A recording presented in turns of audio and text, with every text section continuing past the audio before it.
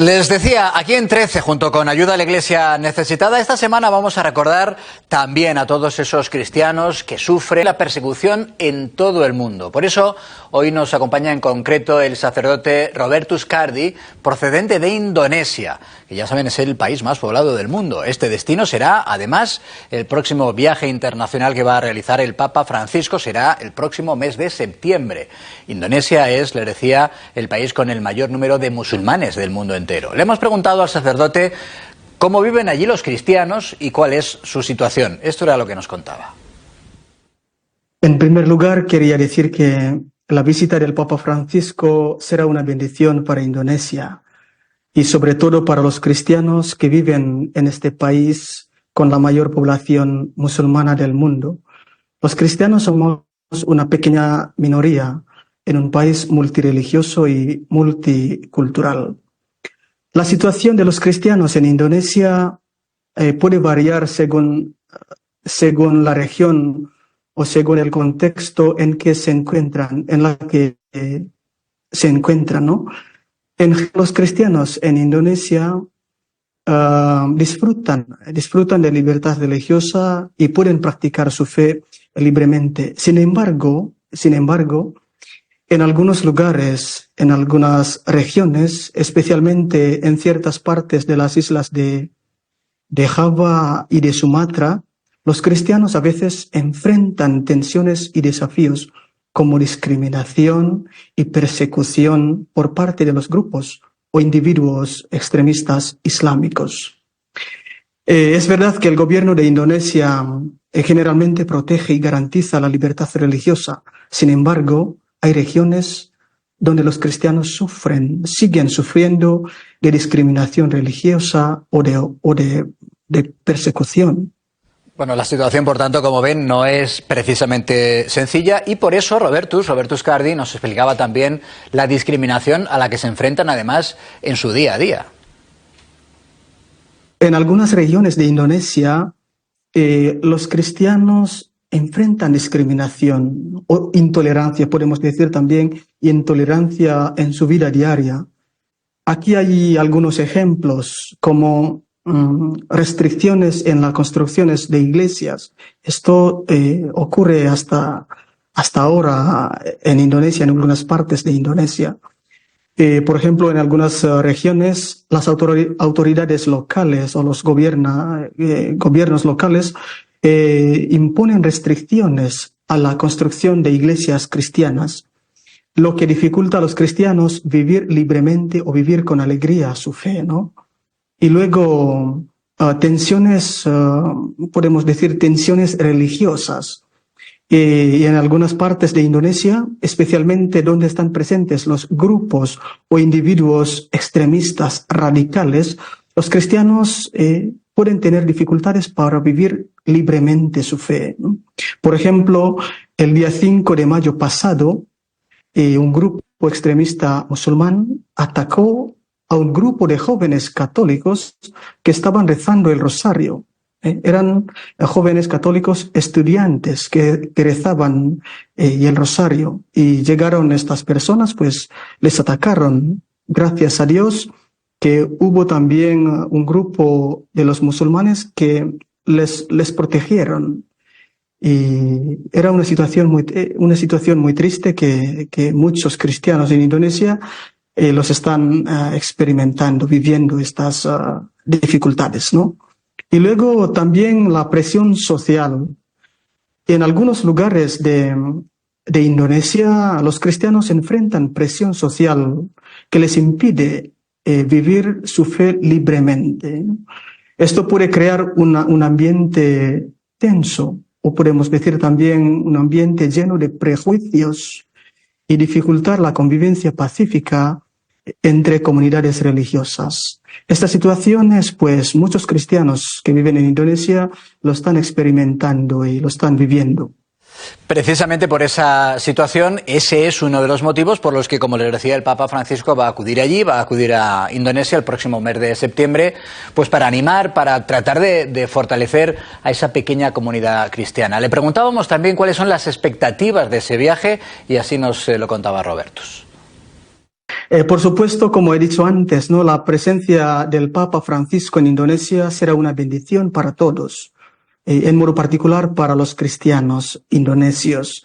Las expectativas de esta visita del Papa Francisco podrían ser como por ejemplo, fomentar y promover el diálogo interreligioso, que para nosotros en Indonesia es una manera de vivir la misión de la Iglesia, una manera de hablar de Jesucristo, de transmitir nuestra fe en Dios, ¿no? Indonesia es un país con una diversidad religiosa y la visita del Papa Francisco podría promover el diálogo interreligioso, la fraternidad, la convivencia pacífica entre las comunidades religiosas. Y luego, animar y fortalecer a la comunidad católica, a esta comunidad tan pequeña en el medio de un mundo musulmán, ¿no? La visita del Papa Francisco a Indonesia podría ser como una fuente de esperanza y de alegría para los católicos que viven en este país, sobre todo para los que tienen dificultad para vivir libremente su fe, ¿no?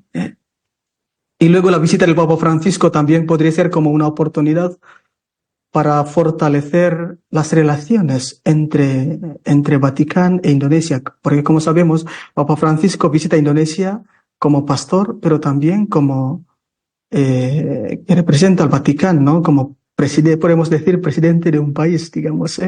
Entonces, esta visita podría ser una oportunidad para fortalecer las relaciones entre dos países, sobre todo en la construcción de una sociedad más justa, más pacífica, más fraterna, basado en el respeto mutuo entre religiones, entre culturas, y la solidaridad y la defensa de los valores humanos fundamentales. Creo que estos son algunos, podemos decir, algunas expectativas de esta visita del Papa Francisco a Indonesia. Bueno, de hecho, hay que recordar, y lo hacíamos con él, lo recordábamos con él, que hoy que es 13 de mayo, se cumplen 6 años del triple atentado que tuvo lugar en la isla de Java. Fue en 2018, entonces 3 iglesias fueron atacadas, y fueron atacadas además justo antes de que comenzaran las misas del domingo. En ese atentado fueron asesinadas 25 personas y otras 50 resultaron heridas. Fue durísimo. El padre Roberto nos contaba cómo se recuerda todavía hoy a esas víctimas. Pues el recuerdo de las víctimas de los atentados en la isla de Java en 2018 seguramente sigue siendo doloroso para muchas personas en Indonesia, especialmente para las comunidades afectadas, para las comunidades católicas y protestantes, y sobre todo para aquellos que perdieron a sus seres queridos en esos trágicos eventos o en estos atentados, ¿no? En este contexto aniversario del ataque, ya 6 años, se espera que las comunidades religiosas y sobre todo también los gobiernos locales sigan trabajando juntos para luchar contra todas las formas de intolerancia, de discriminación y sobre todo de persecución religiosa que ocurre desafortunadamente hasta ahora en este país. Es probable que también este momento se aproveche para reflexionar sobre la importancia de la unidad, la tolerancia religiosa y el respeto mutuo, la convivencia pacífica entre comunidades religiosas, y también una oportunidad para reflexionar, para seguir luchando contra el extremismo religioso, para que podamos ver o vivir la diversidad como podemos decir, una riqueza que debemos agradecer y celebrar la diversidad como una gracia de Dios, podemos decir. Y ya por último le preguntábamos al padre Robertus qué podemos hacer desde aquí para ayudar a estos cristianos tan presionados, tan perseguidos. Pues hay varias formas en las que podemos ayudar a los cristianos en Indonesia que enfrentan presiones o persecuciones en su vida de fe. La primera es la oración. La oración para nosotros es muy importante, ¿no? La oración es una forma poderosa de mostrar nuestra solidaridad y apoyo espiritual a los que tienen dificultad para vivir su fe en Dios, ¿no? En este contexto de la Indonesia. Al presentar a Dios sus necesidades, sus preocupaciones, sus desafíos, sus problemas, demostramos nuestro compromiso con la paz, con la justicia, la compasión y el amor hacia nuestros hermanos perseguidos de Indonesia. Entonces, la primera es la oración, esto es fundamental. Y además del apoyo espiritual, en ese sentido, la oración, también podemos proporcionar el apoyo material, ¿no? Como donaciones a organizaciones que trabajan con comunidades religiosas perseguidas. Al ofrecer apoyo espiritual y material a los cristianos perseguidos, podemos brindarles un sentido de esperanza, de fortaleza y dignidad en medio de su sufrimiento, de sus dificultades como discípulos de Jesucristo. Cada pequeño acto de solidaridad, de apoyo, de ayuda, contribuye a hacer una diferencia en sus vidas, en sus dificultades. Y luego luchar juntos contra todas formas de discriminación e intolerancia religiosa.